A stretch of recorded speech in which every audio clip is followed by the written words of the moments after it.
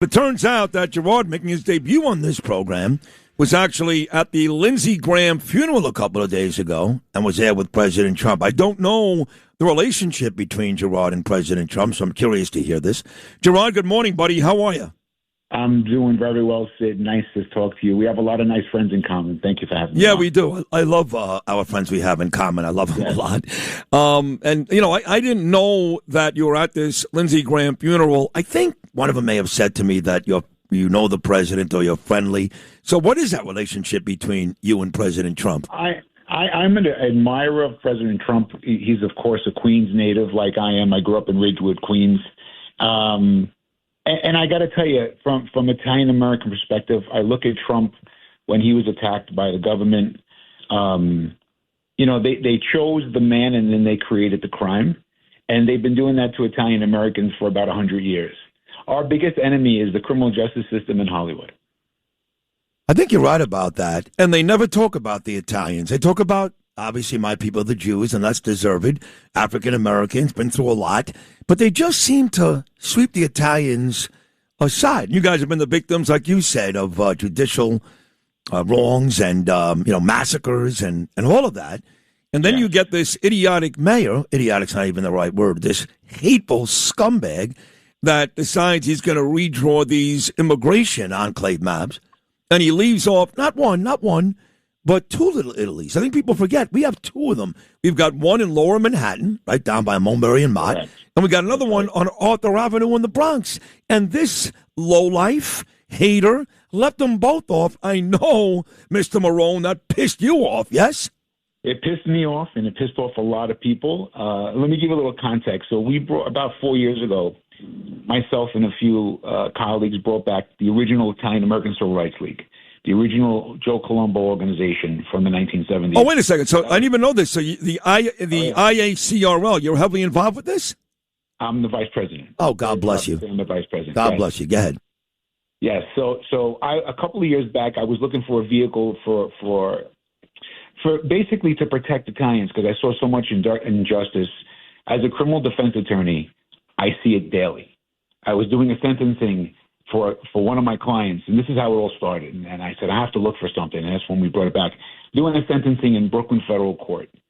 And I'm telling the Judge, my client's been gainfully employed from the moment he left high school for the last 20 years. The judge says to me, you know, Mr. Marrone, I bet you there's a no-show job in there somewhere.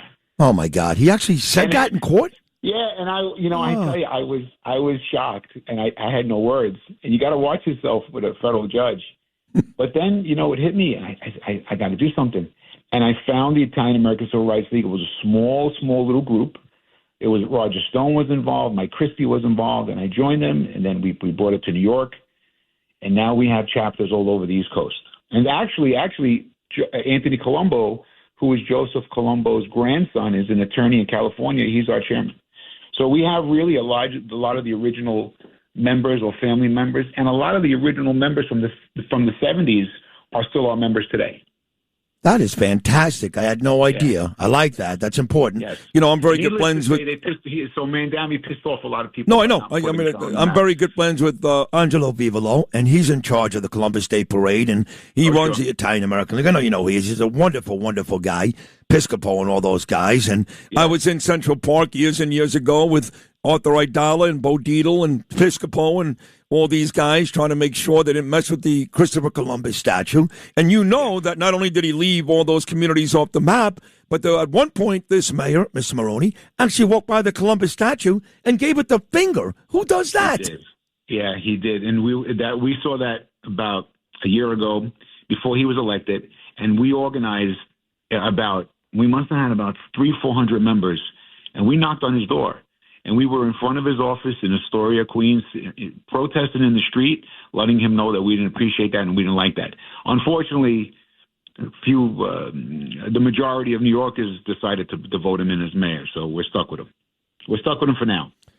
For now, right. There's a lot that can happen in 3 years. So hopefully something happens and maybe somebody pops up that is worthy of winning the next election. And this guy's going to be gone because, again, as you know, Gerard, it's not just the Italians. It's everybody. He left the Irish off that map. He left the Germans. He left the Greeks. No Astoria, Queens. He left off. This is what I was thinking when I saw the map.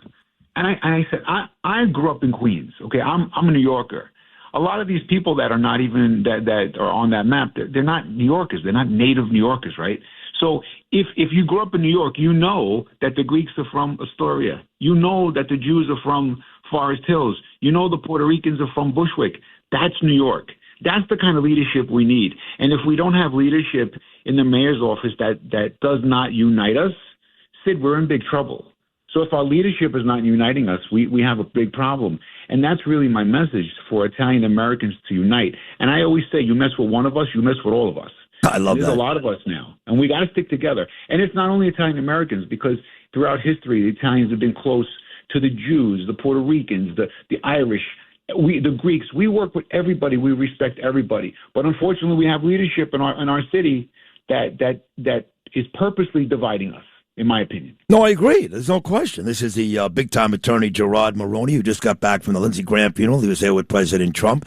I had lunch with our mutual friends a couple of weeks ago, and I'll be honest, Gerard, I complained about the Italian community. I said, let me ask you something, guys. When I was a kid going to Poly Prep in Dyker Heights, Bay Ridge was mostly Italian. My friends are still there. And yet when they have these pro-Hamas marches in Bay Ridge, I see 6,000 of these people marching. Bensonhurst, that's basically gone.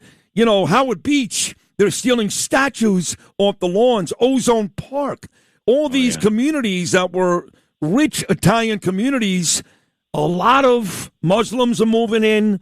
A lot of other folks are moving in. And maybe it was like that.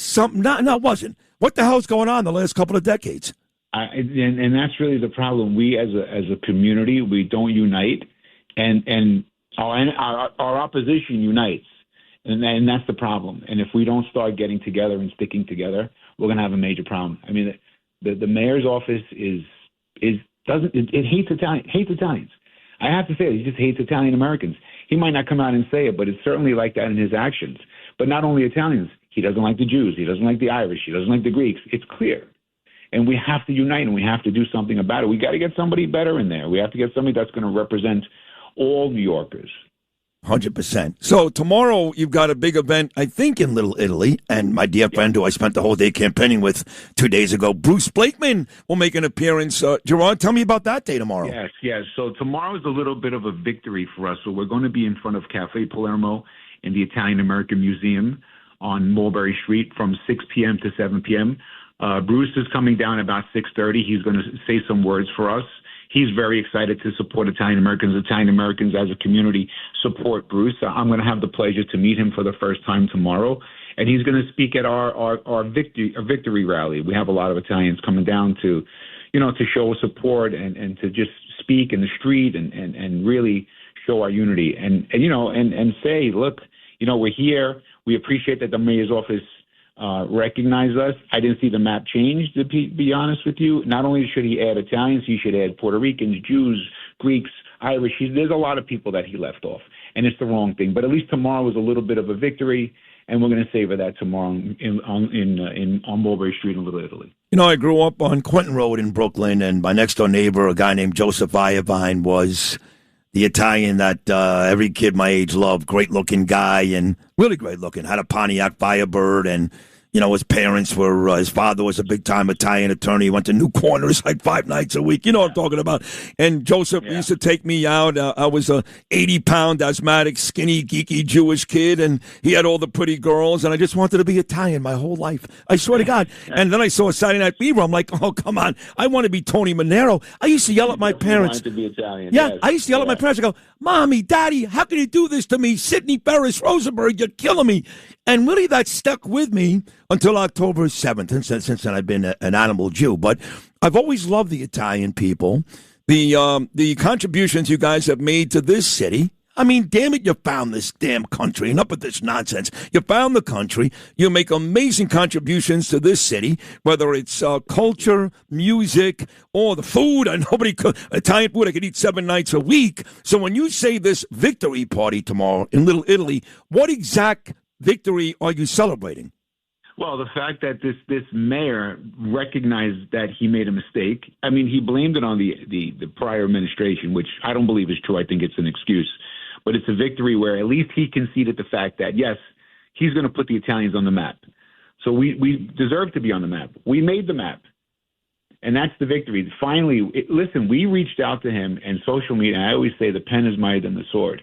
And we reached out on social media and we went viral. And within 24 to 48 hours, he had a press conference and he said, you know, look, the map is wrong. It's not inclusive of everyone, and we're going to add Italian Americans to the map. And that for us was a major victory, because in the past, us as Italian Americans, we're not united. And finally, we're under one flag.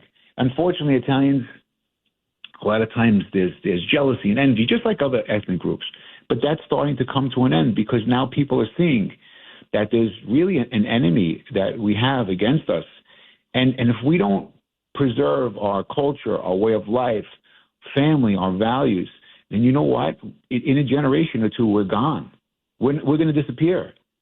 So now is the time really to get together, stay strong, unite, come out to Little Italy tomorrow, meet Bruce, meet all of our supporters, and just celebrate. Have some good food. See Baby John at Cafe Palermo, go in front of the museum, and just remember, you got to remember, everyone that's in this country today, an ancestor, some courageous person came from the other side, came from Europe, right, with nothing in their pocket. And and that's what binds all of us, is that courage, that one of our ancestors came here, that entrepreneurial spirit, that fearless spirit. And that's who we are. Yep. That's the immigration. It's the hardworking immigrant, the person that came here with nothing but a dream and busted their butt and raised a family and did well. And that's what binds all of us. Everyone in this country, everyone in the city of New York has that common thread, has that common denominator. And we can't forget that. And we can't forget that person that came from Italy to give us a better life. Well, you just said it perfectly. His vile, wretched wife, one of my favorite songs ever, is Mala Femina.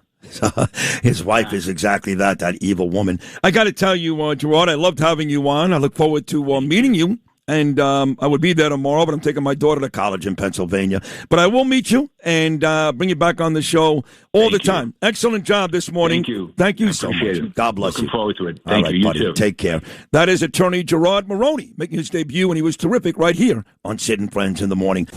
Thanks for listening to Sid and Friends in the Morning. You can hear Sid and Friends in the Morning weekday mornings at 6. If you like the podcast, share it with your friends and listen anytime at WABCRadio.com and download the WABC Radio app. Hit that subscribe button on all major podcast platforms. Plus, follow WABC on social on Instagram, TikTok, Facebook, and X. See you next time for a new episode so you never have to wonder. What the heck is going on here?